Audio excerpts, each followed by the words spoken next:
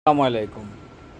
বর্তমানে দেশের যে পরিস্থিতি, তার প্রেক্ষাপটে ডক্টর ইউনূস স্যার ক্ষমতা থাকলে অনেকটাই ঝামেলা মুক্ত হবে, দেশ শান্তিতে হবে। এই জন্য আমি একটার পর একটা ভিডিও করতেছি যে ডক্টর ইউনূস স্যারকে ক্ষমতায় যে কোনো মূল্যে রাখতে হবে। কারণ দেশের পরিস্থিতি খুব খারাপ দিকে আরও যাবে, এখন একটু যাচ্ছে, ভালো দিকে যাচ্ছে।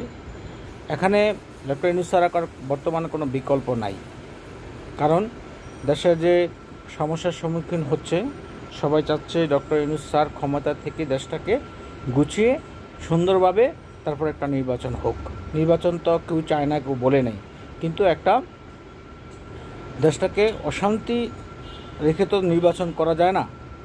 শান্তি করে নির্বাচন করলে সারা বিশ্বে যেমন নির্বাচন নিয়ে সবাই তাকিয়ে আছে, তাহলে এই ভালোভাবে নির্বাচনটা করতে পারবে, শান্তিমতো করতে পারবে এবং জনগণ তার রায় দিতে পারবে। কিন্তু সময় দিতে হবে। যদি এখনই নির্বাচনটা হয়, তাহলে দেখা যাচ্ছে দেশের আরও কঠিন অবস্থা বিরাজ করবে। দেশে হানাহানি শুরু হবে, মারামারি শুরু হবে, অরাজকতা শুরু হবে, একটার পর একটা বিশৃঙ্খল হবে, অশান্তি শুরু হবে। তার কারণে বিকল্প হলো ডক্টর ইউনূস স্যারকে আরও ক্ষমতায় থাকতে হবে, দেশটাকে গুছাতে হবে, তারপর নির্বাচন দিতে হবে। ধন্যবাদ সবাইকে।